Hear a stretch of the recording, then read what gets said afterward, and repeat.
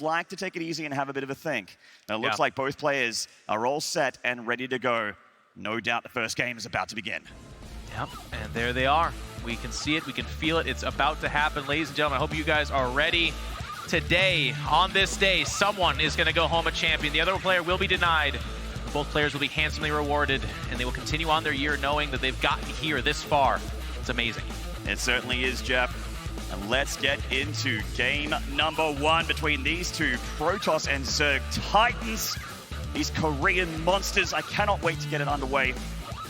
SoO has just scraped into this grand final, or into the group rather. But I gotta say, round of 12, that's when he just started to look like the guy I expected. Yes. I was picking SoO to go well in this final. Didn't know he'd make it this far, but he is just incredible, and it's well deserved. Speaking of which, on the far right spawn here of Automaton, this is Team Chivo's SoO!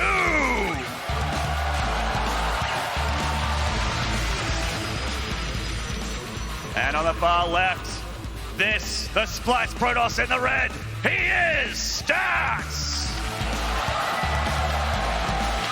Both players bumping and jiving just a little bit. There's a lot of energy here. This is an absolutely amazing finals. Let's talk about the map here a little bit. This is one of the ones that's been shown in all the best of 3s, even in the best of 5s. It's a very popular map. There's a lot of kind of space around the main base. Not bad for blinking, good warp prism play. You got to be on top of that. But on the flip side, and I know we kind of make a joke of this almost, Nidus play, pretty common as well, right? If you don't spread out your buildings, you don't see every corner, that can sneak up on you. After that, your third, your fourth base, pretty okay, especially the third base. Very securable, a lot of choke points. It's that fourth base where it starts to get a little bit dicey. We can see here on the screen that's typically the one you kind of go for, but there's a lot of paths around that. There's a lot of paths to get through that. If you do control it, however, you can get access to a gold base pretty quickly. Not too bad for either a Protoss or Zerg. And this is actually part of the reason why I feel like Zerg can actually be so powerful in this map sometimes, because you have a high ground base and that's all well and good, but there's so much space around it and so many attack paths, so that a big flood of Lings or a big Hydra of Ling Bane attack, which SoO likes to do in this matchup, could actually just surround and overwhelm a Protoss position. You are so close to your main, and you can use the Warp Prism to great effect. Lots of strengths and weaknesses on this map. One of the better maps, I think, in the last couple seasons. We're seeing Warp Gate straight away here from Stats, so potentially not going to be a Stargate opening. Yeah, it is one of those things where you can get it started right away and take advantage of the fact that it recently became a little bit of a quicker upgrade, but as you pointed out, Mr. Maynard, there it is. It's going to be a Twilight Council inside the main.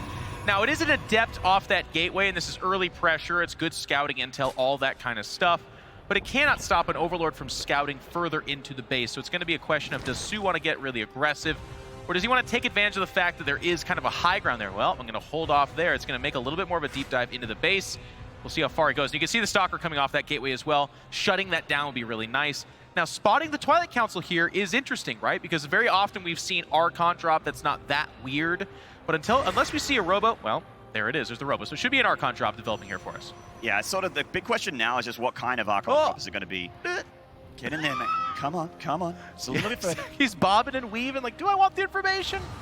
Do I though? He gets in there and he does see the Twilight Council. Hasn't seen the Dark Shrine yet. It's been placed in the natural. The Overlord's shortly about to go down. Looks like he won't actually see it. I think that Overlord's going to die just before he gets in range of it.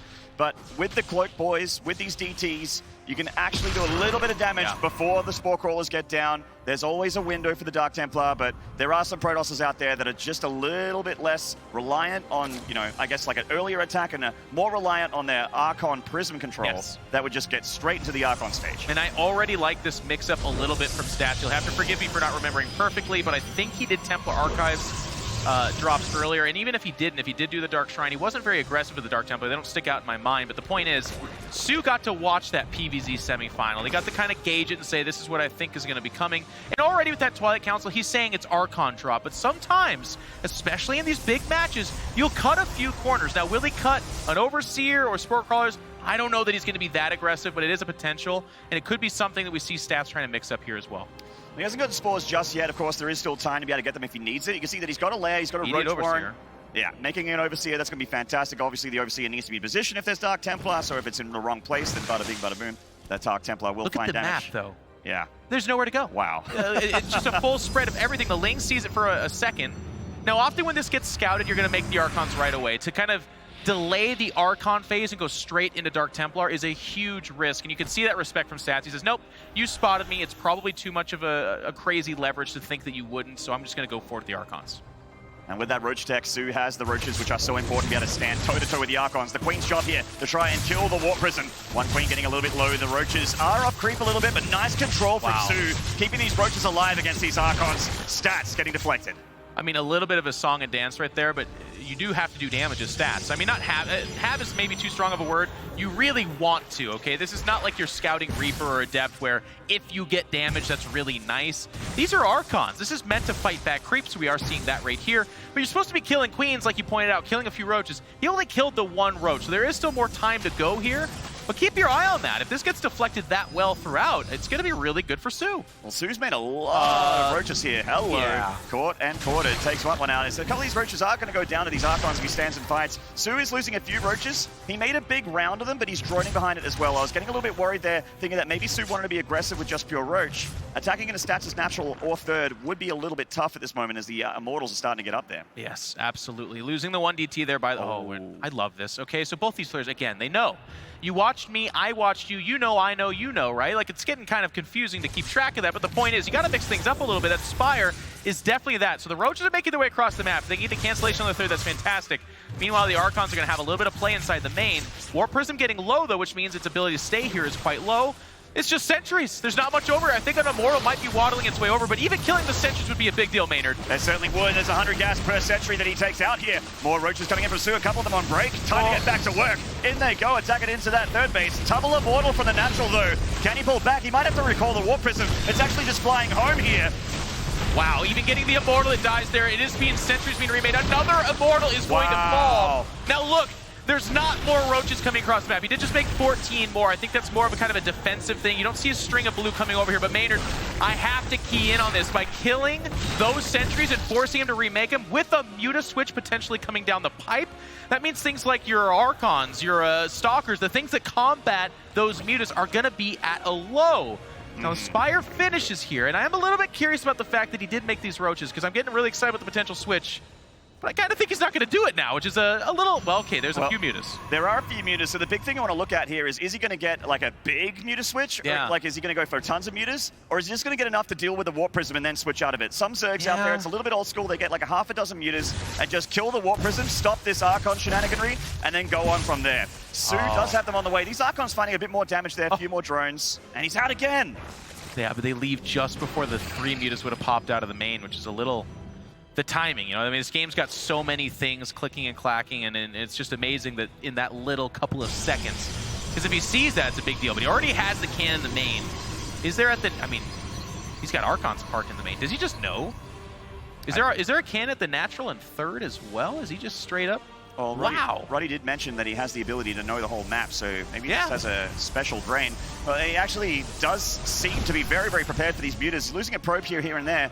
One thing I've got to point out as well, while this Mutalist harassment tries to find probe damage, is that there's just the first Evo chamber coming now for SoO. Yeah. And Stats is halfway through having plus to attack, which is going to make his army, while it may be smaller, a lot more powerful. And he's still maxing out on Roaches. Now, the army of Stats has just been Immortal after Immortal after Immortal, and like you point out, the upgrade advantage is strongly there. It's a good thing SoO didn't go mass Mutas, because they just wouldn't have done much there, right? The Archons back at home would have shut that down real hard. But Stats is looking at this and saying, look, your Mutas did nothing. Yes, you deflected me in the middle of the map, but I still saw mostly Roaches. I think I have a really strong army right now, and he would be right. SoO's amassing Roaches and Ravage in the middle of the map, but that's it. They're not supported by much else. Honestly, this could potentially be a bit of an anti-timing here for Stats. If SoO comes in before +2 is done and just overwhelms with sheer numbers, he is up of 50, 60 army supply right now. Collapsing onto this army of the Protoss. Nice force fields and left from Stats, though. Corrosive Piles to break them down. The Warp Prism reinforcing this position. Never mind, this Protoss army is doing so much to this army of SoO, which seems to be split into pieces. Oh my god, he pulls back the Wounded Immortals. He's continuing to let them fire freely. Go ahead and fight my Zealots. If Big Daddy Immortals are behind that, chucking out damage, then you are not going to be winning this fight. Stats closes the gap. Maynard said it was about a 50-60 supply advantage in army. Well, guess what? It's about 14 right now, and you're remaxing on Roaches against an army that lost no Immortals right there. So every warp-in of Sentries, Archon, Zealots, whatever, that's disposable. If the base of Immortals remains, this kind of fire base is going to win the game. This is bad for SoO. He had a chance there, but the army, the engagement just didn't seem to be that well handled by SoO. And now he just doesn't really have a good army anymore. He's getting 11 more roaches. He's making lings. All well and good to get your army supply as good and high as you can, but this army is so high attack. It's so much more powerful, so much more punch for punch. And he's denying a lot of creep as well, which is going to make it hard for the Zerg to engage. He's denying creep. He can expand behind this. He can tech switch behind this if he wants. Of course, that's money away from this army, and he thinks he can win with this army, so why not? But SoO's going to come in here and try to engage, and again, he's mostly off creep. The Immortals in the back dealing out the damage. The Archon base is growing as well, and that's worth mentioning, right? If the Archon count gets up to like 6, 7, 8, 9, that's more AoE, that's more buffer, and here we go, Maynard. And he gets one Archon there, and the Vials are actually connecting all right, but it just doesn't seem to be enough Zerg here. Just way too much Protoss. Stats almost just A-moving through this army with a few force fields for good measure. Yeah, just dodging these Vials very nicely. I just don't see how Stats get stopped here in control. I'm trying to see something for SoO, like clutching at anything for SoO right now, but I don't see it. No, Stats he's just a surgeon about this. He's patiently waiting. He's taking the right fights. He's got +3 attack nearing completion. Look at that production tab. Nothing for the Zerg. It's all about just trying to survive, but he's making units that don't fight particularly well here. Here come all the Queens. Fortfield's going down. This fight's gonna be a sticker right now, and the Immortals doing all the damage. SoO, you do not have much left, my friend. There's more Immortals than just about any roaches. GG is called, and first blood goes to Stats. Very nicely done. It looks a little dicey in the early stages of the game, but you just see him talking to himself a little bit there.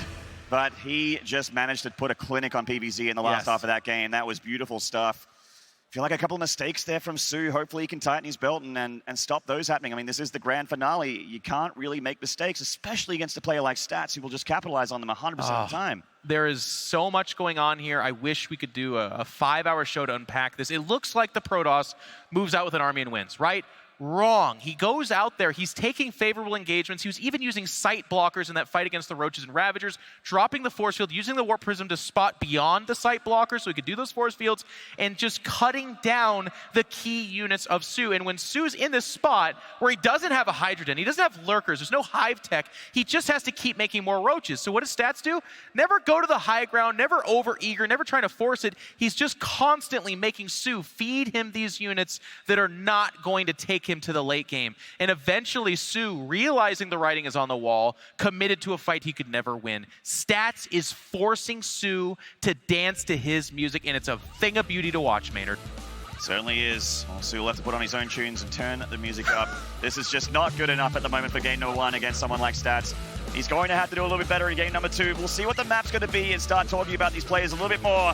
Let's get into it, guys. In the top left, currently down in the series from Team Chivo, make some noise for SoO!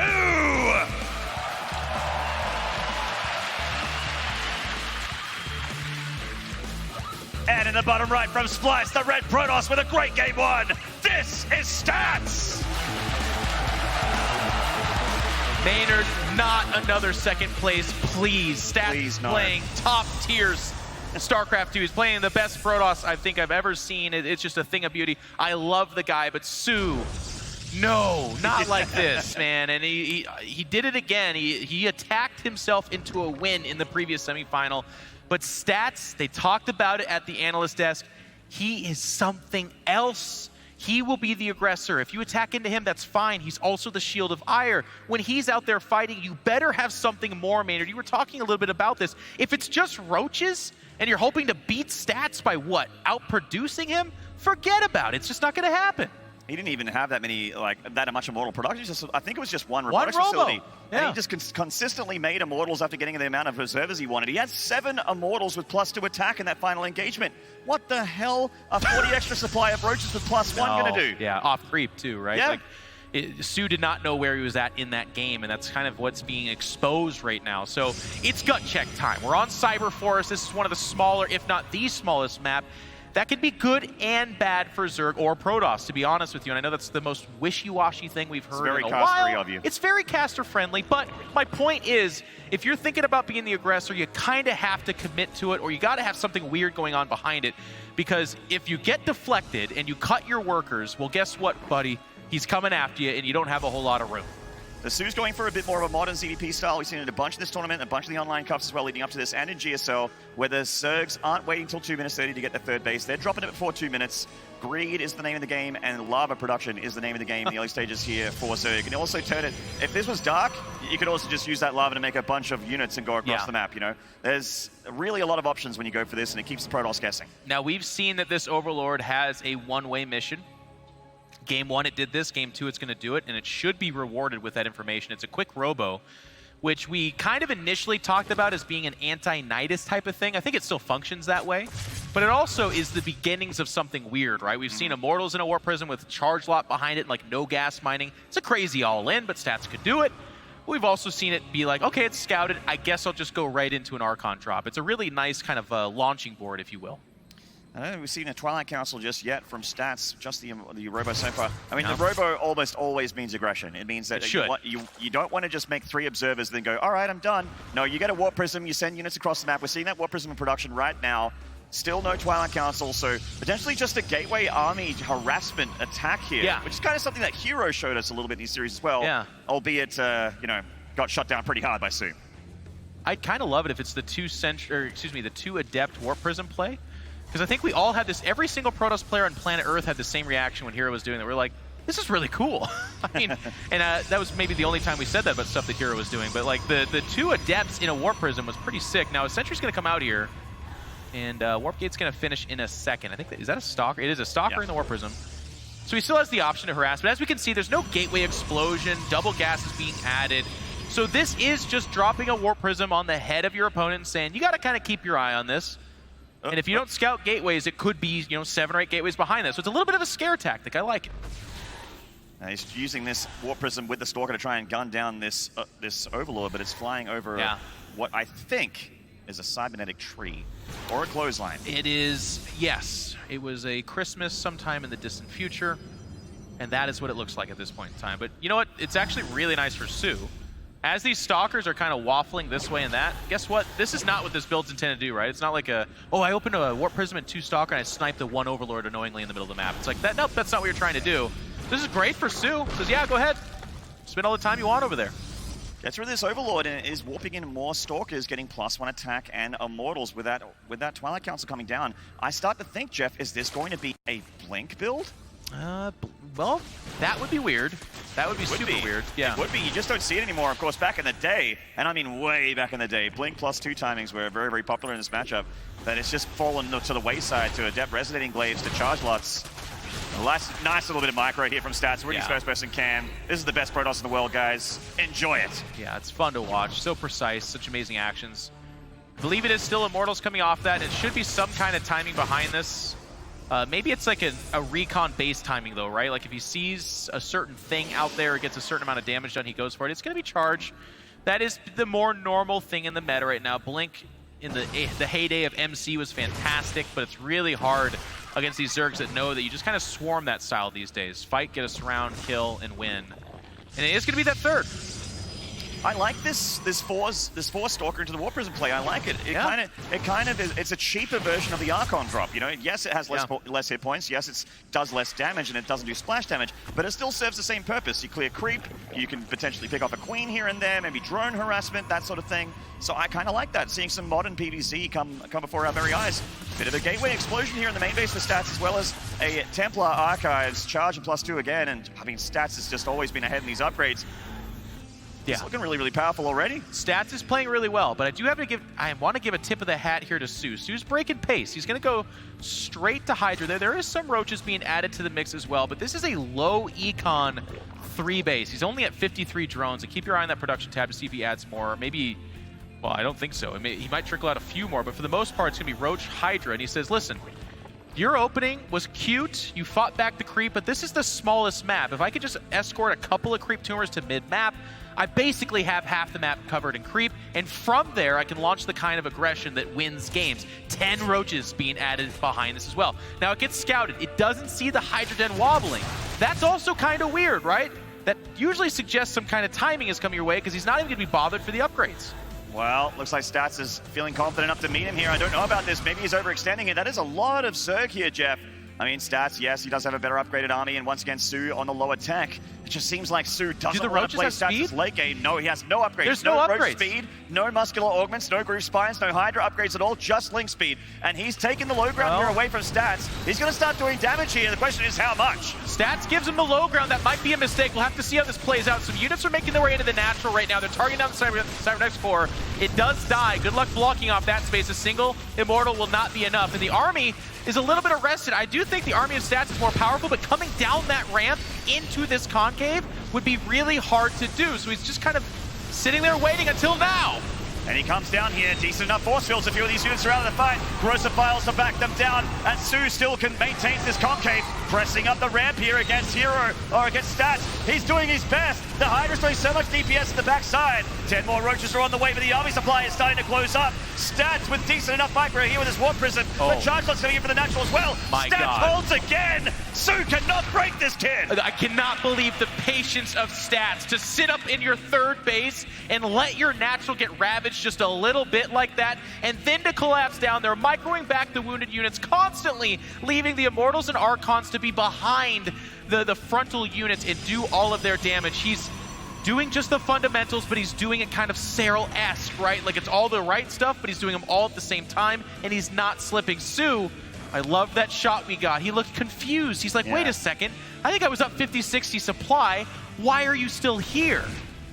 And that's a question a lot of people are also wondering back at home, is because Stats is a god. He has these upgrades, he has the higher tech army, and he has the Warp Prism to keep them alive, and the Controller do so, and now he has the advantage. SoO has sort of hamstrung himself with this attack. He doesn't have much of an economy, he doesn't have a high tech or high upgraded army, he doesn't have any upgrades except for circling speed still. He never started one. I don't even think he has an Evo chamber. So how does Stats get stopped? He's got roach speed finally, but these roaches are once again in a situation where they're going to be up against a lot of Immortals with +2 attack. I'm absolutely in love with Stats play. Just by being here, he is bullying SoO into an inferior position. If Stats wants to capitalize, sure, and it looks like, well, no, he's going to kind of go back and forth here, but like you just pointed out, the upgrades are frozen. +3 attack is on the way for Stats. Are you kidding me? So SoO's got to do something here. He's going to try and go for the Hail Mary, trying to bully himself up the ramp. Stats holding on very strong with these Immortals and Archons holding the line. My God, SoO just cannot break through Stats' defenses. He truly is the shield. The reinforcements from the natural doing their best, but the Immortals just hang strong. They've got their hardened shields as well. And Stats is not going to slow down. He can just move to victory here.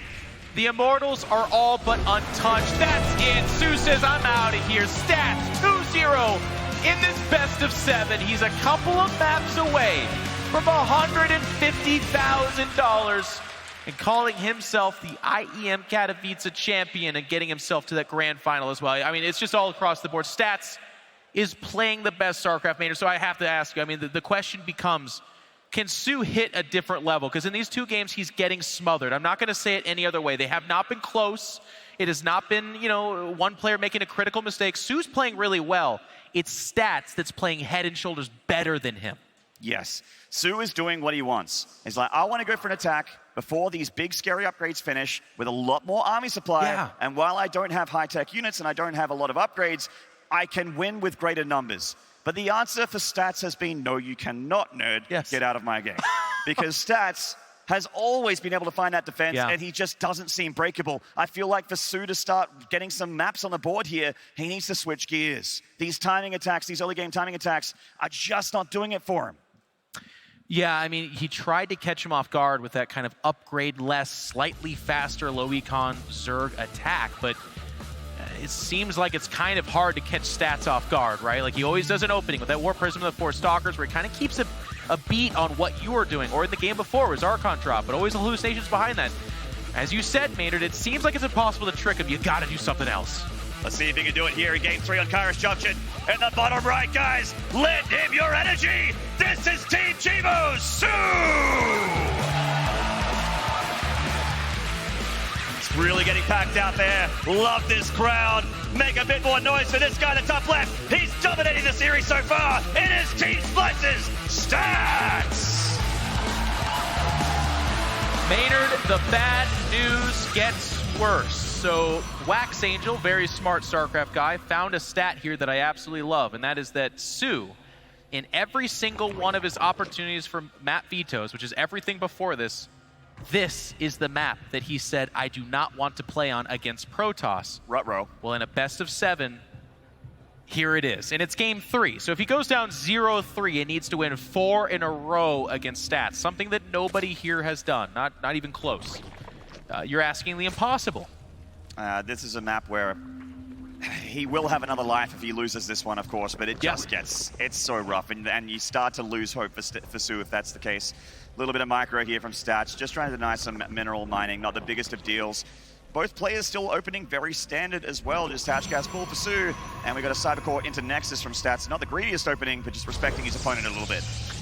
And Stats has gotten to do it his way too, right? Like, it's not like he's mega mixed it up. So far, the first 2 games have been some variety of harass that we've seen. The Warp Prism with the Stalkers was cute, and it did delay things, but it's not like it messed up SoO so traumatically that that's what resulted in the win. It was just another form of that kind of Archon drop harass type of thing. And then from there, he either defends or attacks, but in either way, just manages the game from that perspective. We have not seen a weird tech. There's no been lucky DTs, nothing like that. So SoO, who has tried different stuff, right? A timing attack game too, Spire, like all these different things. He's trying to mess up Stats, and he's not getting it done. I'm wondering if he just needs to return to his kind of core game we saw in the semifinal and just win this one out by strong defensive play and then go from there. Now, Stats is sort of Korea's solid Protoss. You got your Showtime from EU, you got Neeb from NA. Stats is the guy in Korea. He really, truly is the wall. He's so hard to break down. He is so good of a defensive macro Protoss. SoO, I mean, because he is so defensive and so macro focused from most of the time in these matchups, no wonder SoO doesn't want to face him in the late game. He's like, I don't want him to get that far. I don't want to be a 70 drone 4 base economy, getting to tier 3 Zerg units, trying to deal with Stats in the late game. Maybe he's even more powerful down that road. So, well, we've seen it. Yeah, I mean, that's the amazing thing about him. He does not fall off. So far, not a lot of players have even been able to stay in the game long enough to get there. It's a few more lings than we're a little bit used to. They kind of reveal themselves with that shade forward. These Adepts should not let it finish. They're just going to make their way over to the third, see 0 saturation, all normal stuff. But to finish off my point, Maynard, I think you're right. I mean, what a conundrum Stats kind of forces upon you, right? You literally just have to outplay him to get to any kind of success. And if you can't do that, you're going to lose. And that seems to be what Stats is doing here. It's the way it should be, Jeff. We got ourselves what looks to be similar to game 1. All showing the signs of an Archon drop. This time it's going to be the Dark Shrine version of it, not the Templar Archives version, which is a little bit more modern. And we're seeing that so far, a flawless game from Stats. Scotty getting a few lane kills, but honestly, not getting any drone kills is pretty nice for SoO. He is getting a pretty quick lair, though, with 30 drones. This is pretty quick. Here it's a pretty quick one. I'm not ready to cry Nidus just yet, but it is the beginning of something here. I do want to see that from Stats, though. I know that sometimes when you're facing a player playing at the level that Stats is, and even if you're, a world-class player like SoO, he's one of the absolute best. So it's not like he needs to reinvent the wheel here to try and dig out a sneaky win, but I'd like to see him just get the confidence. Now's the time to do it. If you try it all in and that too gets stopped, or some kind of cheeky timing attack, and all of a sudden the 3 things you've tried that are kind of one-offs all fail, I think you're mentally already beaten. So I want him to just say, hey, let's take it to the late game. Let's take it to the strong mid game where I'm not skipping all the speed on my units. I'm not down 2 or 3 attack upgrades. Give SoO the equalizer stuff, micro it out in the middle, and I think he could do it. So similar to game 1, this lair probably just means Overseers and Roach speed, as you've got the Roaches on the way here for SoO to be able to defend against the Archons, which honestly you should. A lot of Zergs do that, but it's just, the question remains, will SoO continue to make Roaches? Will he get across the map? This time the Dark Templar are going to try and find damage here. There's one Spore Crawler, they could cut through that. Wow, they just get right on top of it. They just walked right over and just got right on top of it. An Overseer is just now being made. How does Stats know? He's not going to work on it so far. He wants to keep the health on that Warp Prism alive because losing the DTs would be way worse. I don't think he'll get this hatchery. The Overseer's about to finish. Yeah, I mean, he doesn't want to lose these DTs. SoO obviously he doesn't want to lose that hatchery. He does keep it alive. Stats expanding behind this, getting his third Nexus, putting a pylon next to it as well. He's got a nice little choke point just in case there's a Ling counterattack, which a lot of Zergs like to do. But SoO just seems so reliant on Roaches in this matchup that these run-bys, these things that I'm used to seeing from Zerg, don't really happen from him until the mid-game. Yeah, he seems to be able to deny all of that. Worth mentioning, by the way, that was a scary moment in time, but SoO expertly defended it, I have to say. He took some damage on the hatchery, but that's about it. Didn't really lose much else, and it could have been disastrous there, but ends up not being this. The Archons are going to go to work on the creep here. Adepts coming back forward. At this stage of the game, they're just about nothing, so if they can get on top of a mineral line, kill 3, 4, 5 drones, that's absolutely amazing. They don't add much to the composition unless you intend on adding glaives, but that'd be kind of weird. Good little bit of creep denial here. A lot of those really active tumors for SoO. I mean, this clears up creep in the main base. Potential more war prisms. Nice control to keep that queen alive. 7 hit points in a dream. And getting rid of all this creep means that attacking later for stats is much easier. And also on the other side of this table, moving out for SoO is a little bit more difficult, and he doesn't have tabs at this war prism play. We're seeing that this time, SoO is actually going for something a little bit different here. He did get a Hydra Den relatively quickly, but he's getting an upgrade on it. He's not going for that big timing attack that he did on Cyber Forest. This time, he's getting them defensively, at least for now. Yep. Gonna go for range first there. 9 Hydras about to pop out. What's really just amazing to watch about this, by the way, is the map control, right? Like, even the Adepts show up. I don't think they got much done, if anything. The Archons fighting back so many creep tumors. So this is what the Adepts are gonna do. It's gonna be, should just be the 2 drones. Yep, not a big deal either way. But SoO's not across the other side of the map. He knows that the third, like conceptually, I don't think he scouted it literally, but he should just know that that's about the time Protoss has the third. But he's just about, he has no idea. He has nothing, he has no ability to harass that. When he does push across the map, look how contained the creep is. He doesn't even have that many active creep tumors. Like, that's, I think, one of the only ones. It's going to the top of the map. I don't care. Go to the top of the map. Who cares?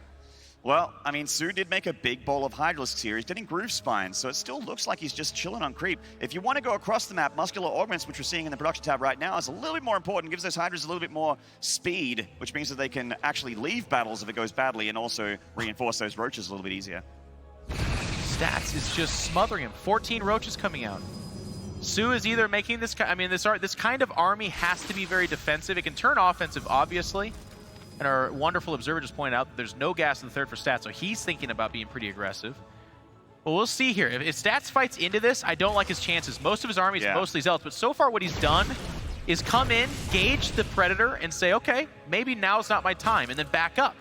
I actually do like this quite a bit for SoO on paper, but this isn't going to be the first time we've seen SoO 60 army supply up and still lose a fight. But there isn't really like a high ground for Stats like there was in a lot of games where SoO was the aggressor. This time SoO's the defender. I don't know, SoO. He's getting off creep here and trying to chase down his Protoss army. I mean, yeah, maybe he gets a couple Zealots, but there's those force fields and he's going to lose a handful of roaches. This is not the right fight for Stats, though. Even with the force fields, most of his army is Zealots. It's not backed up by the huge number of Immortals. Where you going, mate? Not anywhere good, that's for sure. He's going to have to back up here. Immortals taking damage there as well. And finally, SoO finds himself with a pretty good fight. Stats pounced on something where even the force fields couldn't save him. One Immortal gets sniped, another one should die here. He doesn't have that many left over.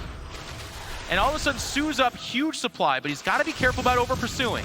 There is a bit of a choke point here for the Protoss to be able to utilize, but he doesn't have that much force field energy, which gets me a little bit worried for Stats to be able to stop this big concave of Zerg. I love what SoO's doing here, breaking down the rocks to be able to give himself a lot more surface area. He's collapsing on the third Nexus. Is this SoO's time? These Hydras doing a lot of damage with their +1 attack from the back line. Stats doing what he can with what he has. He does have a reinforcement of charge box on the left-hand side. The Immortals doing damage in the middle, but this time the defensive line is being broken. SoO is starting to chip through the defenses of Stats. Stats Prism Micro is godlike, but SoO's just got great numbers. These Hydras giving him pay. He's up 80 army supply now. Stats cannot hold on, and SoO is just poised to get himself a map win here against Stats. And finally, he finds the fight that he's been looking for in 3 games now on his worst map. Stats taps out SoO, strikes back, and I'll tell you what, Maynard, this is a map he was trying to avoid. This is a fight, a composition we've seen before. It was Stats that cut a couple of corners to try to get a bigger swath of Zealots out there. And against the Roach backbone of that army, I'll tell you what, this is how close it is for these guys. He took one moment and said, I'm going for it. He threw down the force fields, the Zealots went forward, but it was like just precisely the wrong fight. He disengaged as Stats does. He's so good about kind of recognizing a bad situation.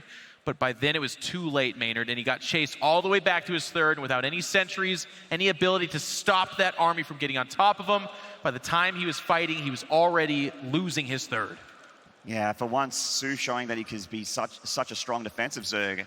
Stats trying a timing tack on Force Size, and didn't really fit for him. SoO was all over, even with the creep denial. It looked good on paper there for a little bit, but as far as the army supplies go, SoO just read the situation. He's like, all right, I get Groove Spines, which is the most important upgrade for Hydras if you're being defensive. Extra range, a lot more important than speed is when you're on creep defending.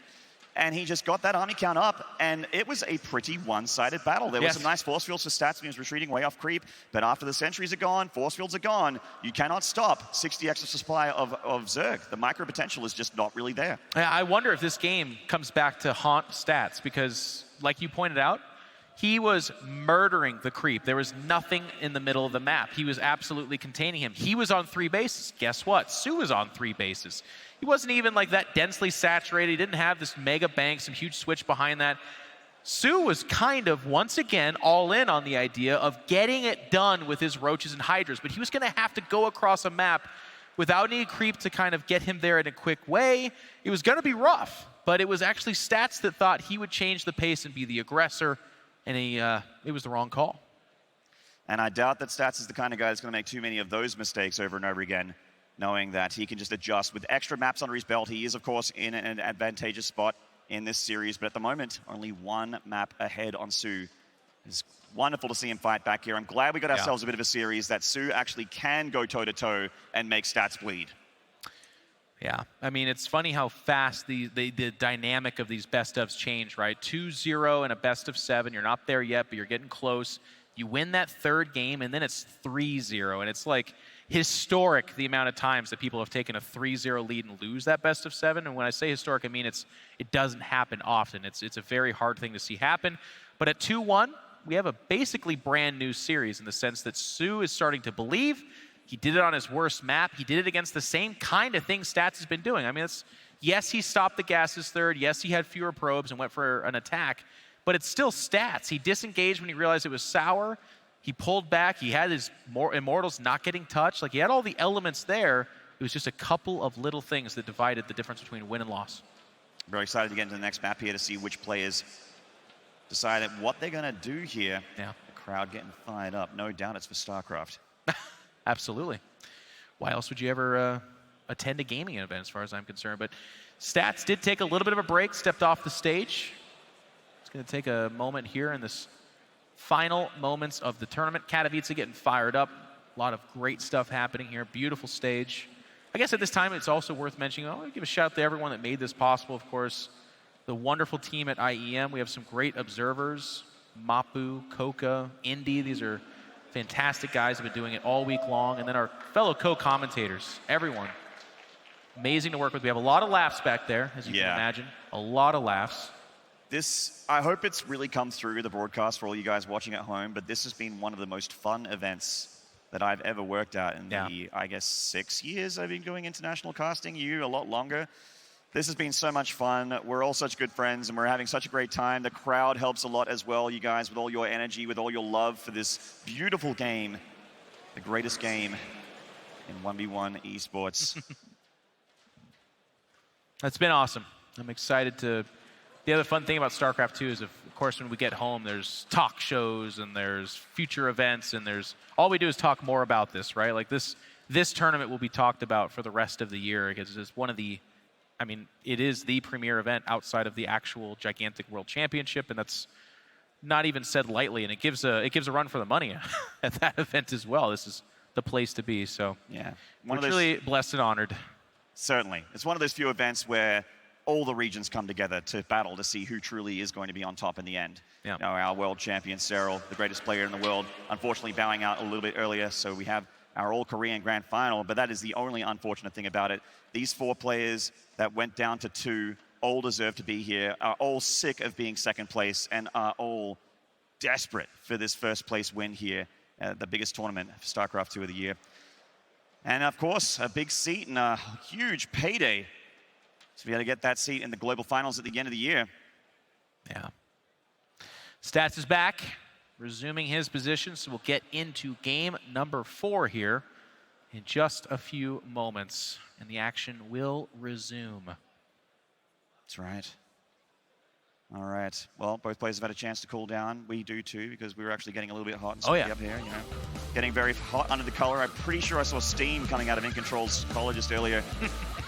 I'm literally on fire sometimes during these engagements, but that's why we have a talent manager with a fire extinguisher at the ready. Let's get into it, guys.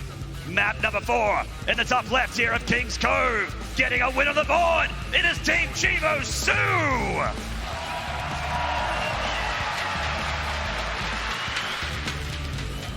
And in the bottom right, the Shield of Ire from Splice. It is Stats! And I'd love to hear your thoughts. I'll give mine real quick, but normally this is the part of a best of where I start saying, okay, Stats, you just dropped the map, you did something a little bit cheeky. I want you to return to normal. I want you to, you know, go back to what nobody has been able to stop before. I think that's a good option. But also at the same time, if there was ever a time for him to try something even more aggressive and off-pace and weird, it's kind of now. He's got a game to give. It then gets reset to a best of 3. If you do it later, it can be more critical. But at the same time, if you give up another map to SoO, momentum's a thing. It's a real thing. It is, absolutely. There's been moments where SoO's actually been ahead in a map in a grand final, and then his opponent, because he just couldn't keep his composure, because, you know, he just got emotional. Because we see that SoO is actually a very emotional player, and a lot of those shots that we had of Group D back, you know, a couple days ago, SoO was just slumping into his chair like he was deflating because of his 0-3 beginning, and that's in that Group D. But I mean, clearly he has the ability to bring it back and focus again, or he wouldn't be here. Yeah. So we'll see what these players do. There's been slight differences in how they've gone about each game, the 3 games prior to this so far. And it is Stats that kind of cut a few corners and tried to hit his own timing attack in that last one. But we're going to see SoO continue with the kind of normal idea here of 3 hatcheries, gas for speed, presumably. He did skip it actually last game. I forgot to mention that. He skipped Ling speed for that faster lair, and that's kind of what allowed him to get the more upgraded Hydras. We're talking about the difference between the range and the speed. The speed, of course, gets them quicker into the fight, and that's great, and it allows them to pursue, but the range actually, ironically, helps them shoot over force fields and get on top of those units at an earlier time. So, strangely enough, that upgrade was hugely important in that last fight. And the other thing about not getting Ling speed is what were Ling's going to do against Stats there? Yeah, Stats had like 20 Zealots in that army. Yeah. So Ling's would have just gone up against a tide of charge lots. Once again, SoO seems to be delaying Ling speed. Nope, there it is, just a little bit later. Yep. And it will be a Robo on the flip side here for Stats. Now again, if you build it at this time, and it will get scouted immediately, it is going to be something like that Warp Prism Stalker play that we saw, or at least that's the idea that he's trying to sell. If you go Archon drop off of this, it's just a little bit disjointed and later, so it's just a worse version of that. You can default into it when it gets scouted, but I think that'd be weird, right? Because Stats put his tech in the same place each game, and SoO is scout with the Overlord at the same time. So I feel like if he's trying to be sneaky, it would be somewhere else. It'd be more severe. Nice little maneuver there from Stats, using that probe to give himself some high ground vision to be able to finish off that Overlord of SoO. That's a nice little macro maneuver there. But of course, he is just powering ahead on 2 next side. That first War Prism's coming out, and I agree with you, Jeff. I think we're going to see some Prism Stalker play here. Just going to try and bully off those Overlords and basically do what the Archons do, but just a little bit cheaper and with a few more units. SoO prioritizing mineral income here. He's pulled out of gas. He just wants to get a lot more drones, a lot more Queens out. We haven't seen a Roach Warren from him yet. He's just relying on Lings and Queens. Yeah, I wonder if he's really giving credit to Stats here as well as being kind of thinking inside the box. Like he scouts that and says, okay, when you do that, you do this Stalker Warp Prism thing, and that's fine and good, but I'm not really in any danger. So maybe I surge up on drones, I delay my tech a little bit. As long as I have Speedlings and a few Queens, we can do the fight of Creep Tumors. I'll go about you at that level, but I'll really take advantage of the macro. So let's see if that ends up being the case. It is more Stalkers in the middle of the map, and I do feel like it is going to be that play. But it is the double gas of the expansion of Stats, by the way, so we're not going to see, I don't think, the weird Zealot timing attack they tried to hit in Game 3. No, and I think SoO switching gears as well. I think he's going to go Ling Hydra in this game. A little bit more of a regular ZVP opening and going, I mean, Roaches are still pretty regular, I would say. Normally, I'd see a lot of Roaches go, huh? Yeah. You know, but it is actually so common at the moment. We're seeing an Immortal getting produced from Stats back at home. Of course, these Stalkers with the Observer now can start denying creep, and this is basically the point of this opening of Stats. Get rid of this creep, get rid of that map vision, make the Zerg a little bit more nervous. That's the idea. Like I said, though, it doesn't feel like SoO's nervous, right? Like, there's still 5 or 6 drones being produced at a time up there. He's just making Lings. He has his same number of Queens. I like your breakdown of the tech choice. It does look like he's heading towards Hydra Ling Baneling. That has been a composition that's been dominant for a long time in the meta right now. And this Overlord is just arrogantly parked at that third. We're coming up, I mean, it's just in the middle of the open, right? So it's going to die to these sentries. That's no way to go. It scouts the third. The timing of the third's fairly normal. It's anything sooner than that's very quick. Anything later than that's really weird. So we're in a normal spot here. Yeah, this is actually the most regular ZVP I've seen in the series so far. There's no big timing attack from Stats, just getting a third Nexus and staying at home defensively, and there's no timing attack from SoO either. This Hydraling Bane army, you generally don't attack with it. It's a little bit tough to attack with. It's very, very good defensively, though, when you have creep spread. Can overwhelm and wrap around the Protoss army, and the Hydras do sick DPS. Absolutely. I think it does do well against the specific kind of push out we've seen from Stats, though. He's been pushing out pre-Storm, and he's very Zealot heavy, but he's been doing a good job of obviously like not engaging with the Zealots against Roaches in a bad situation or something like that. So he's very smart about it. But a lot of times Ling Hydra, even off creep, if it gets a full surround on you, it can run you down. It's the quicker version of that kind of composition we've seen earlier. And then it becomes about those Baneling connections. If they get to the middle of your army, blow up the sentries, blow up the Zealots, you're going to lose that fight if you're the Protoss. Yeah, Ling Main Hydra's got a little bit less muscle to it, but a lot more damage output. Yeah. And it's very, very good against charge lot armies. If you can get the Banelings inside of a Sentry army or a High Templar army, it's lights out for the Protoss. Oh, recall the War Prism, bringing it back home. Yeah. Okay, yeah, I was stuck in a corner. I get it. Yeah, fair enough. Wish I could recall back to Australia and it wasn't a 20-hour flight. Oh, wouldn't that be nice? That'd be Jeez great. Louise. This Overseer, though, is going to see everything. It sees minimal saturation of the third, and by minimal, I mean literally one probe. It goes. It went through the natural and the main and sees a huge number of gateways being built. So I once again, Stats at 48 probes. There's 3 more queued up there, but that's pretty low. Yeah. I think he's muscling up for some kind of aggression. We saw the Temple Archives finish, but no Storm queued up immediately. And SoO's not going too crazy on the macro here. Like, yes, he's getting a 4th hatchery, and yes, he's going up into, you know, probably the highest drone count. Well, actually, it is the highest drone count we've seen in this series so far. He's hit 66 drones, and he's doing nothing but making units. I feel like if an attack happens here from Stats, and SoO's set up for it, he could take a really, really good fight. Maynard, I agree fully, and I actually really don't like this from Stats. He just got the Mega Scout of the Sentry. The Overseer saw everything. Everything, and it's a heavy gateway influx. So Stats right now is just saying, even with me being scouted, I don't think you can stop this. And he's going to show up a couple Archons, several Sentries, and just a few Immortals. Good cannon in the back here, otherwise this would have been disastrous. As it is, not great. I mean, it is still annoying, losing a few probes. The Lings still escape as well. It's a warp in. Yeah, and he has to warp in back at home and not here aggressively. Plus, All the right, attack is on the way, and there's that Storm. Storm is the death sentence for this army of the Zerg. The Zerg army, like I said earlier, is a flimsy army. It doesn't have a ton of hit points. It's a light army. So Storms really do carve it to pieces. Colossi, of course, another option. But we're going to see the Templar tech here as the path for Stats. +1 attack also coming in here, which is not going to help out the Zerglings, but the Banelings as well. So they'll do a little bit more damage. Stats moving through this choke point here. This is a very strong position for Stats. And it looks like SoO's going to chase him into this. Wow, he did not expect that. There's some holes in that, but he then plugs it up. Oh, the Baneling connects on most of the sentries, though. And the Hydras are getting their damage, and through that, the Archon taking a lot of chip damage. It's quite low in health. He's going to back up. This is just before Storm. Oh, wow. It's just before some key upgrades. But if you look at that production tab, it's all SoO aggression. He's coming forward with a lot of Lings. Baneling's being morphed over there. Going to the high ground is going to be a tall order, especially with Storm finishing. I feel like this is such a good spot for SoO. He's got to be careful not to give it away. Warp Prism getting a little bit low here. That's a lot of micro potential for this army of Stats if you can keep that alive. Also could get harassment as well. A bunch of Banelings rolling into the third base. Stats evacuating the probes here. Doesn't want to take any of that probe damage, but the Lings coming in with the Hydras, catching an Archon immediately here. The Banelings are still chasing after those probes. The Zealots wash against them, but they take tons of splash damage. SoO pressing the issue again. The High Templar managing to get away from those Banelings. The Banelings starting it again. Forcing an Archon, killing a High Templar. SoO's army is getting thinned down, but I don't think it's been thinned out enough.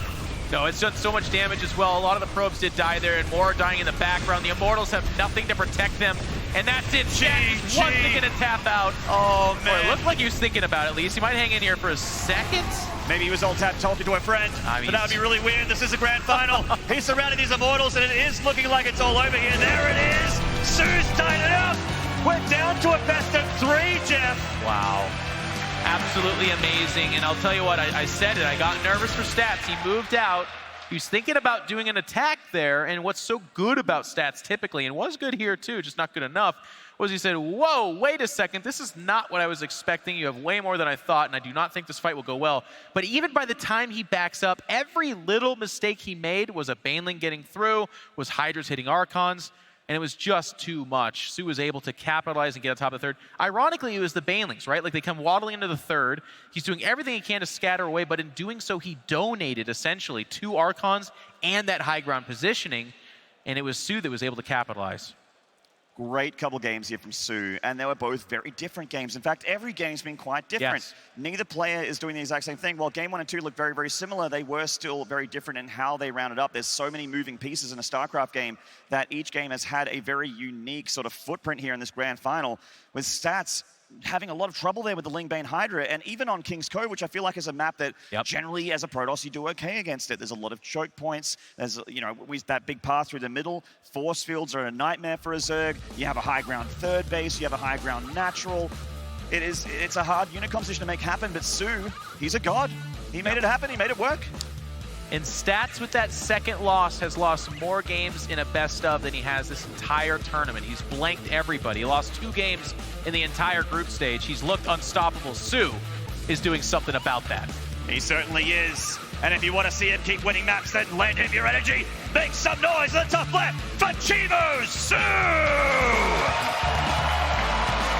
There it is, Maynard. Give me that good stuff. You want some good stuff? I got some good stuff right here. And the bottom right from Splice. Give it up for Stats! And Stats is starting to look a little bit rattled, I do have to say. And we're going to get a difference here, maybe. You know, okay, the gateway's just a little bit late. It's okay. It's a normal thing. But Stats shaking around a little bit, looking a little bit more sweaty. I mean, I'm not going to pretend to be able to read into his mind and make this the biggest of deals. But like I said, this is a Stats that's had an absolutely immaculate run. Nobody has looked close. He's dropped just a couple maps across the board, but only one to anybody. And now, SoO, 2 in a row. 1 on his worst map, and 1 right there. And again, it was Stats that actually has won his 2 games off that aggression, right? Like, he's gone forward, and he's looked like he's wanted to kill you, but he backs up, makes the situation amazing, and then gets the win. This last time, shows up, whoops, that's not what I thought could happen, and then loses, Maynard. Yeah. The suggestions that I was sort of offering for SoO in my not very good at the video game brain was basically saying, hey man, you know, you're going for a certain game plan in game 1 and 2. While they do a little bit different, they are essentially the same game plan. Yes. We gotta switch gears here. I'm feeling like the same is a little bit on the cards here for Stats. He's shown us very, very similar builds, very, very similar openings. And I think that maybe, potentially, getting a little bit aggressive might work out for Stats a little bit earlier. Maybe an 8-gate charge load attack, something that SoO's not expecting, because Stats has got that image of a macro defensive kind of guy. Yeah. Change up something. And one last time I want to highlight this, because I think this is actually a big deal, especially with Stats, who doesn't give many of these, but he made a mistake. I'm going to move to say that. You can disagree with me if you want, but Stats gets an Overseer running through his natural and his main, literally sees something like 7 or 8 gateways being warped in. You don't just do that. And then he shows up at the 3rd, doesn't see much in the way of saturation. That is only one thing. That's aggression. But then the attack shows up about 2 to 3 minutes later, giving SoO all that time to adjust, all that time to set up. And the army that shows up is exactly the one that was scouted. So I don't want to call it arrogance, but it might be some kind of tunnel vision on the big stage where you're saying, no, I'm doing this attack. But a lot of times what makes Stats so good is if that kind of thing gets scouted, he's not all in on that idea. He can back away from it and find something else. Oh, nice pick off there for Stats. Bit of a blunder for SoO to lose that Overlord. He wanted to confirm, is this a Stargate opening or not, by seeing whether or not the Warp Gate was delayed. And that's actually very annoying. 100 minerals in the early stages of the game here, an extra lava that he didn't really want to spend on an Overlord. Yeah. That could have been a drone. That could have been a bit more mineral in the back. So, and these are the kind of things that really snowball when you're this closely matched. Well, you were asking for some difference. If we can look at the unit tab, I believe that Stalker came out, what, 1st or 2nd, right? Yeah, it came out 1st off the gateway. Whereas in all 4 of the other games, it was an Adept, then a Stalker, then an Adept, or Adept. So, again, both these players adjusting and kind of calibrating for each other, and it makes a big difference, as you pointed out, Maynard. It is a Stargate, which is the first time this has shown up in this series yet. It's not the weirdest of things. It doesn't catch you fully off guard. But if you've been going one way the entire time, then all of a sudden you switch around and, yep, there it is. He's going to wait for a second Oracle. If you skip out on Spores and you're waiting for Queens to try to defend, you're going to lose a lot of drones. Well, the good news from SoO is that while that Overlord did die, it didn't die in vain. He did see the delayed Warp Gate attack, so he knows that it's a Stargate opening. Yeah. Spores are up in a timely fashion, and he's droning like a madman back at home, already on 42. And he is ready to switch into the next gear. His Queen count is actually not too bad either. And we're seeing also a Robo and a Twilight Council from Stats. So it's not like a big, cheesy, weird amount of Stargate units. Right. It's likely this is going to be just the only 2 Oracles we see in this game, at least for now. And he's going to switch into a more regular sort of follow-up here, Stats.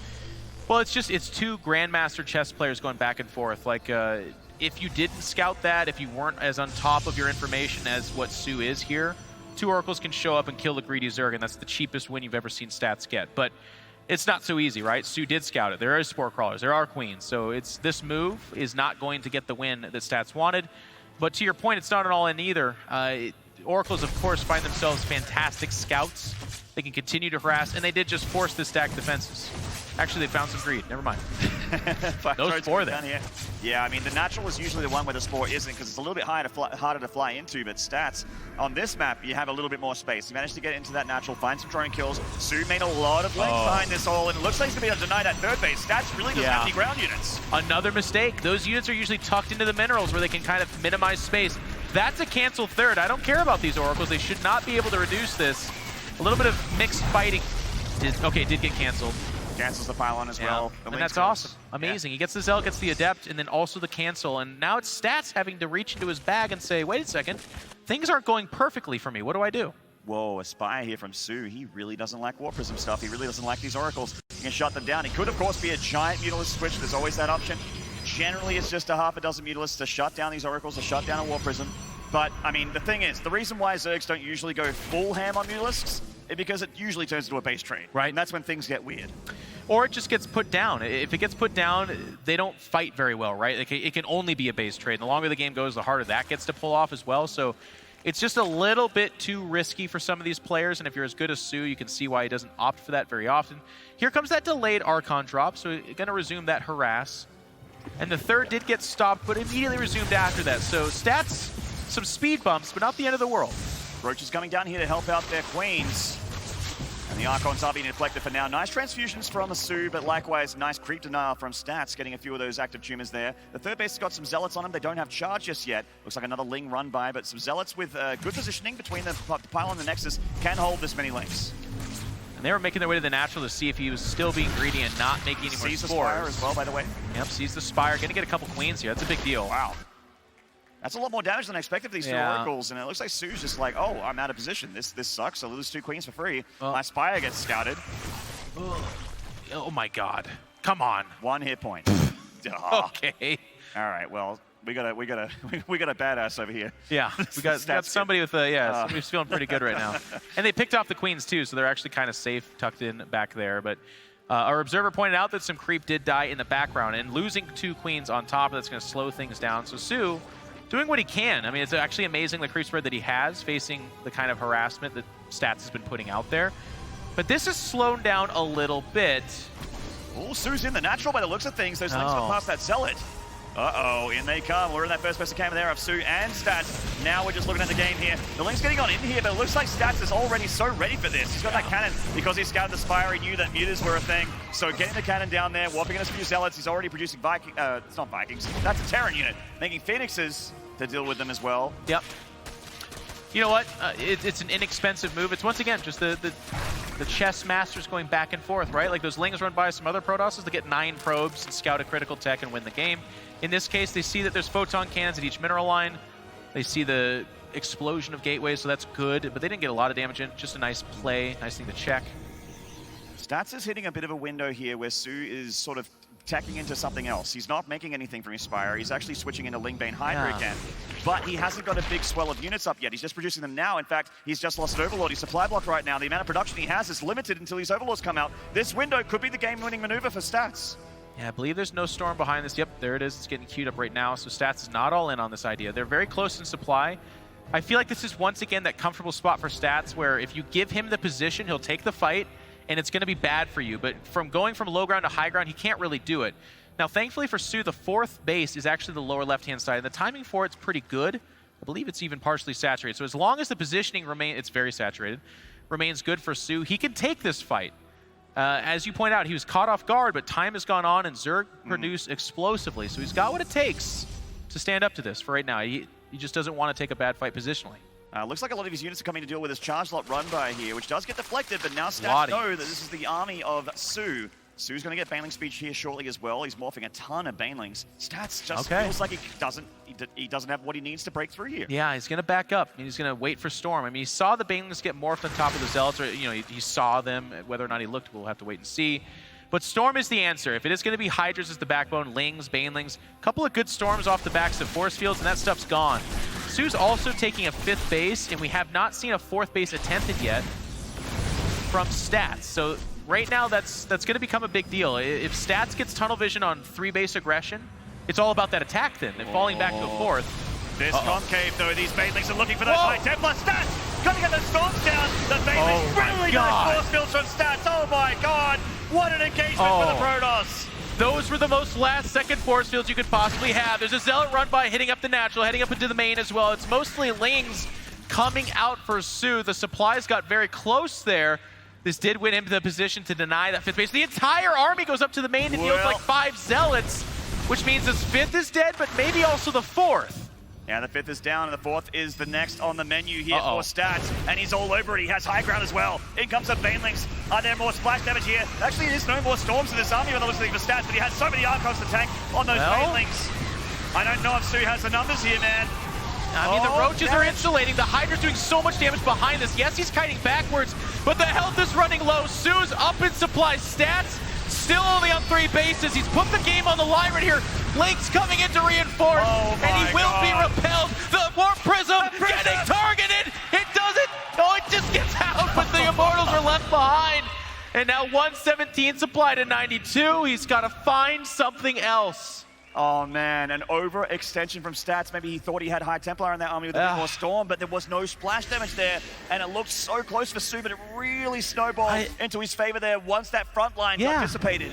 Maynard, the entire army of SoO went up into the main to deal with 5 cells. That's a mistake.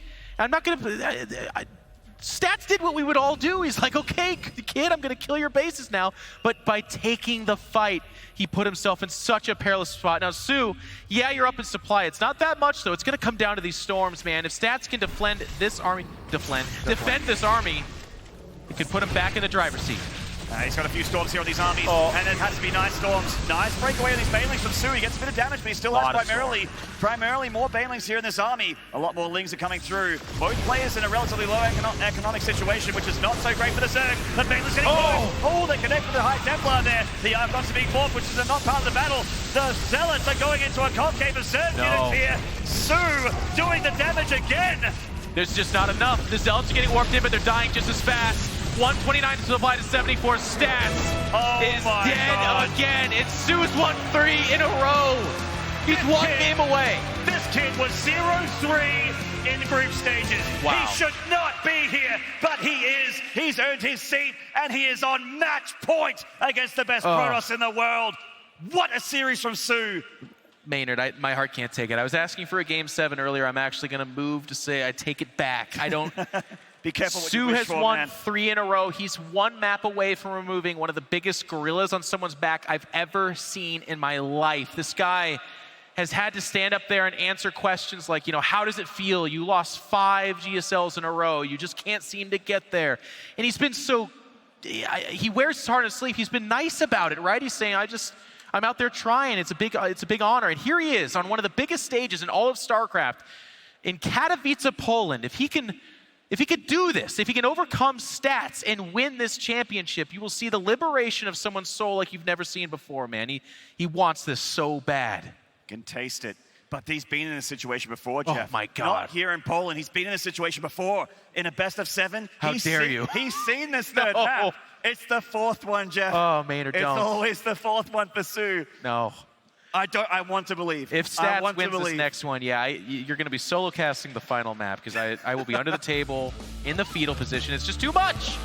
And I mean, on the flip side here too, Stats starts off 2-0. It looked like everything that SoO was trying was null and void. It just doesn't work that way, okay? And then in game 3, Stats once again reaches into what he's been doing and just barely comes short. But man, what a series we've had so far, Maynard. We are getting into map number 6. Guys, I can't believe it, but he's on match point in the top left from Team Chimu. Make some noise for SoO!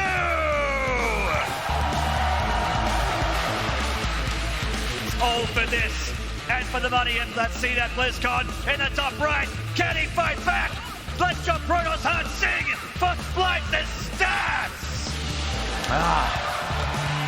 Oh, man. I take back my take back. I do want a Game 7, right? being indecisive. There's just so much on the line. We've been following these guys for years. They're just such good players. They've won their championships, but tragically, this Final Four, it's been amazing for all of them. The kind of defining factors, the championships they didn't win, right? They keep getting there and someone stops them. Well, one of these two guys was always going to be crowned, but the way this is going down is amazing. SoO, down 0-2, has struck back again and again and again and found himself one map shy of a big championship for this guy. I mean, it's annoying for Stats as well, right? He's come second the last 3 big finals that he's been in. GSL versus the World. To a Zerg. The World final, to a Zerg. He just falls in that grand final. And he's like, oh man, this is so frustrating, I want to be first. SoO's like, get back to me when you've lost 11 of them, okay? Jeez Louise. Well, the map is Year Zero. This is one of the favorite maps in the map pool. It's very long. You start up top left and top right. There's a lot of distance in between you. You can expand up and down, or you can expand closer to your opponent. Kind of depends on the style. And so far with Stats, we've seen a lot of push, dictating the pace from there. But from SoO, I have to say, it's been that Hydra tech. I know it's kind of a weird thing to say. A lot of players have been going very Roach heavy. And yes, you can find some wins with that, of course. Otherwise, they wouldn't do it. But it has not found success against Stats. It was the Hydra Ling Baneling. And Maynard, I thought you called it beautifully in that last game. Like the first 3 waves of Banelings did nothing in that final engagement. 2 Banelings get through, detonate on 4 Templar and a couple of sentries, and it took out the backbone of Stats' army. Yes, he had some Immortals, but if you're just warping in Zealots without force fields and Storm to kind of insulate the fight, you're probably losing that one. And it was close, but those Banelings, man, they were huge. And to talk about the map for a second, Year Zero is very, very large. There's a lot of space here for the Zerg to get away with things like what SoO's gone for. Again, I doubt that this is going to be the kind of map where we're going to see what we saw in Game 1 and 2, where, what up, Space Satan, good to see you again. What we saw from SoO in Game 1 and 2 was a big Roach Hydra attack with low upgrades, high army supply, and just trying to overwhelm the defensive position of a Protoss. This map is very, very tough to make that happen. You can break down these rocks to the north side of the map and have a short distance between your opponent's and your base as well. But it is still just a long rush distance. So Lingbane Hydra, creep spread, seems to, on paper at least, seem the better path here for Zerg against Protoss. And Stats is once again most likely going to lean in on this Stalker Warp Prism play. And as Maynard just broke down on a big map, I actually like this a lot more. He did it on Cyberforce, which I thought was a little bit weird because it's such a small map that only a couple of tumors basically get the job done. But on this map, if you can keep the creep on the Zerg side and really fight it back there, it could be impossible, because by the time your army moves out and gets across, you're so slow and you're having such a tough time getting over there on this large, long map that the Protoss is adjusted and defends very well. And then we get to the Mega Late game, which we haven't had yet, by the way. Both these players aren't necessarily super afraid to get there. It's just been, it's been such an aggressive matchup so far that we haven't. If Stats has ever intended to get to the late game, where he seems to be so powerful, SoO has never not let him get there. Yeah. Whether it be at his fault or at his benefit. Right. We're seeing that Stalker Prism opening here from Stats again. He's trying to find more damage. SoO, Queen's already in position. Creep Tumors getting body blocked away.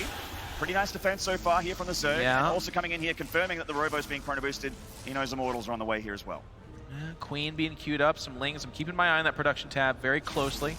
Todd somewhere looking at the supply. Jeff here looking at the production tab. But it's still drones coming out, Roach Warren, so I do feel like we'll kind of land on some normalcy. All the talk about the Nidus this entire week, it has been a big deal, don't get me wrong, but so far in this, well, the tournament part of the bracket, we've seen none of it for the most part. Yeah, the last couple days. Yeah. It just hasn't been used. I mean, even Cyril said in his interview, like, I don't use that strategy. It's not something I like to do in my games. And SoO, likewise, not really showing it to us. We are seeing these Stalkers getting deflected again. The Lings and the Queens, all you need. Stalkers really are, I guess the biggest detriment for the Stalker opening versus Archon opening is that they really aren't that great against a bowl of Speedlings like Archons would be. But of course, this means that SoO does not need Roaches, which he normally would at this stage of the game, and he's getting a Hydra Den already, plus 1 attack. It's interesting, because he did get the Roach Warren, so it's not like he doesn't have that, unless he canceled and I didn't see it, but he is going straight to Hydras, and that's been the right call. So there's Roach speed, there's +1 range. SoO, if it ain't broke, don't fix it, right? Like, it's just, he was too heavy on the Roach Ravager the first couple of games. It's been about Ling, Baneling, speed, and we talked about this big map a lot in relation to the Protoss getting from free space and winning from there, but it's worth mentioning as well, SoO, if you can get to that maxed out mid-game, tons of Lings flying around, Banelings trying to make their connections, that's a good part of the game for him as well, and Stats has not looked to be immaculate, right? Like, he's missed a couple of things, and it's cost him. He's actually Soul Train? He's actually going for it. Yeah. He's an Immortal Sentry attack. There's Hydras already coming out. I mean, I'm a little worried here for stats, I'm not going to lie. Is this how it happens? I don't know. That's a lot of creep spread, dude. Is he going to fight on creep with this? That's so much creep spread. He does have an observer, so yes, he can start to push it back, but... The third base is not being slow scouted. Zealots, lots of sentries, so much space here for the Zerg. I don't know stats. This is scary. This is scary for both players. He's pushing forward now. The Zerg is somewhat contained. He's trying to fight a good... Well, he gets 3 Hydras, fights back those Hydras. They're back. Link's going to die on the bleed out here, but that's a lot of his sentry energy, and I wonder if that was too much of an expenditure. SoO's also about to have Groove Spines, so we can fight over those force fields like you mentioned in earlier games here. 14 sentries! That's a lot of force fields, but it's not a great fighting army, Jeff. No, he just goes right down the middle there. The Queens are getting trapped, though. If he can get on top of that, get the damage down on that base right there, Link's coming out in production. Won't be that big of a deal, but he's running low on energy. So much is gone. Supplies are still in favor of SoO. He's up in army. Oh my. Roaches are on top of this. There's a massive warping, but he's out of sentries. It's just straight fighting right now against 3-base production. Well, he does have some Stalkers coming out, which are very nice against these Roaches. He's forcing evacuation here in the third base. SoO coming in for the natural with those Queens and those Hydras. He needs a few more Hydras and a few more Roaches here to stand and fight. Stats is starting to lose a bunch of units, but SoO has lost a lot of drones. Is this it? Can Stats break through? SoO's got that concave. He's pressing it back. The Prism is in danger here for these Queens. Starting to take the damage here. SoO's just standing and fighting. Is this it? He's done it. The War Prism's gone. There's no third base behind this. That's gonna be it, Stats! You attacked yourself into a corner, and he taps out! SoO's done it! Oh, he's done it! The curse has been broken here in Poland! SoO, you magnificent! You magnificent! Oh my God! Done it in front of all of us here, in front of tens of thousands of viewers, like 100,000 viewers here in the arena. We have seen magic happen on stage here so many times in Poland. This year, 2019, is no different. What a final, and what a showing from the Zerg. I'm so happy for him. I'm actually almost in tears. Yeah. I know how this feels. This is so incredible. Oh, that's the smile of relief, Maynard. He's gonna lift the trophy. You've done it, SoO. You worked so hard. He's gotten here before. He's came so close. But this time, here in Katowice in 2019, this man was able to reach up and grab that trophy. He was at the bottom of the group earlier, just a couple of days ago. He was down 0-2 here, but he prevailed. He did it again. He was able to fight forward, believe in himself, and get that win. SoO is nothing short of a god, and keep in mind that he took out the world champion on the way through. Oh man, let's switch to the stage for an interview with our champion, SoO. Wow, SoO, you have been to 11 grand finals here in Katowice. You told us that you didn't even expect to make it this far, but you have finally done it. You are the Intel Extreme Masters World Champion. 일단 축하드리고요. 결승전만 11번이나 갔었고 이번 월챔에서도 여기까지 올라올 거라는 것을 예상도 못했었다고 했는데 드디어 우승자가 된 소감 얘기해 주세요. 아 진짜 올해가 진짜 마지막이라고 생각했는데 이렇게 마지막에 그래도 우승할 수 있어서 너무 좋습니다. He said, I came into this Katowice knowing that this could potentially be my last time coming here. To be able to become the champion here at my potential last time being here is just an absolutely phenomenal feeling. And so this series, you fought back from such a difficult position. At one point, you were down 0-2, but from then on, you were able to bring it back. So tell us what was going through your head. 좀 불리하게 시작을 했는데 0-2로 지고 있을 때 무슨 생각을 하셨나요? 그냥 이번에도 안 되는구나 싶었고 나의 한계는 여기까지인가 보다라는 생각이 들었는데 그래도 최선을 다해보자라는 생각이 좋은 결과 나온 것 같아요. He says, when I was down 0-2, I just thought to myself, God, it's happening again. Maybe this is really just the limit of the skill that I have. Maybe this is it for me once again. But I thought to myself, let me just show the absolute everything that I have. I just wanted to do my absolute hardest, and I think it was because of that that I was able to really channel all the energy I had into my next 4 wins to eventually go on and become champion.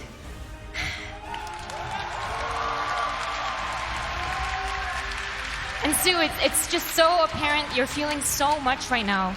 Lastly, any words that you have? 마지막으로 하고 싶은 말이 있나요?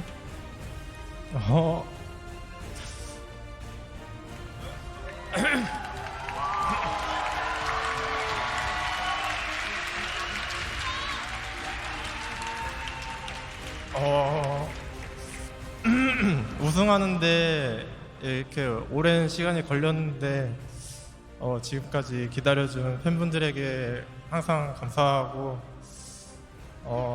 아직 끝이 아니니까 계속 열심히 노력하겠습니다. He says, it took me so many years, such a long time to become champion, so I just want to give a huge thank you to all the fans who waited for me. And this is not the end of me, so please keep cheering for me. Once again, give it up for your Intel Extreme Masters World Champion. It is SoO!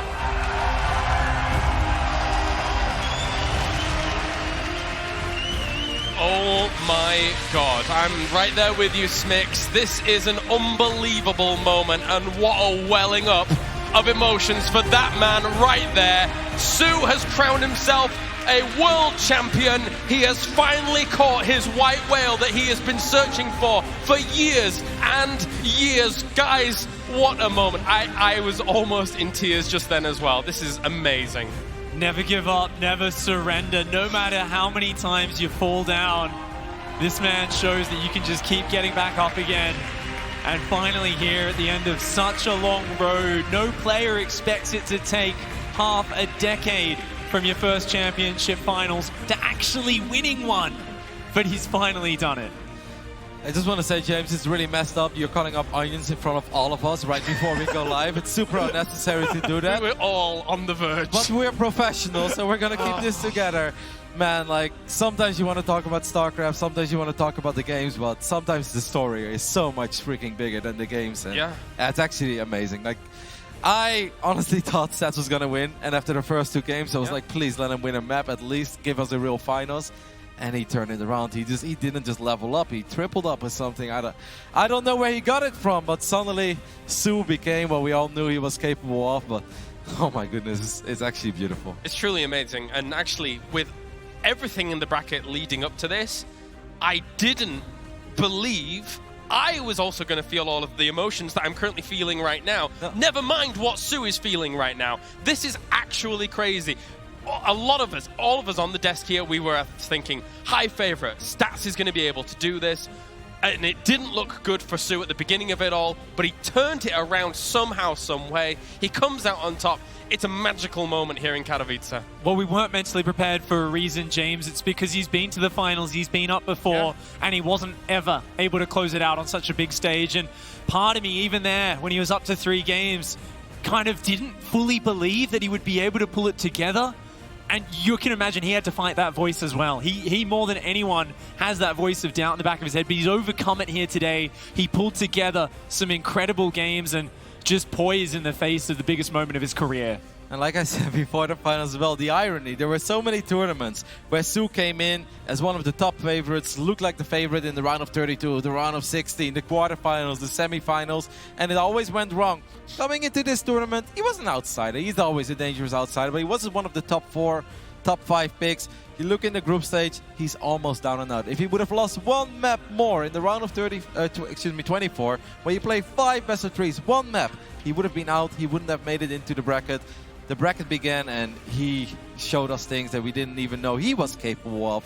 The ZVZ versus SoO, it's not just a championship, it's one of the very biggest. A lot of people say the biggest, second biggest tournament of the year. Yeah. and he did it by defeating the reigning world champion SoO in the quarterfinals. He demolished Hero, and now he just beat the best Protoss player in the world as well. Like, it doesn't become much more beautiful than this. Simply sensational. Thank you very much, gentlemen. It's been quite the road here at the Intel Extreme Masters Katowice, and SoO has proved that if you keep going and following your dreams will come true. Impressive stuff from SoO. What a win. He is your Intel Extreme Masters champion.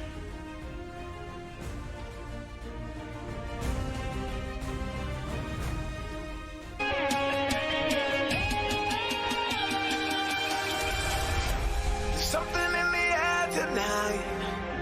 I'm gonna have to reach for new heights. And if I have to stand alone, I'm not afraid to face the throne. The enemy is all around. The walls crumble as I watch them fall down. Is this my final fantasy? Every single time I hear you sing. If I rise, I will not crash. I will not fall from first to last. Till nothing's left inside, I will not lead you down a broken path.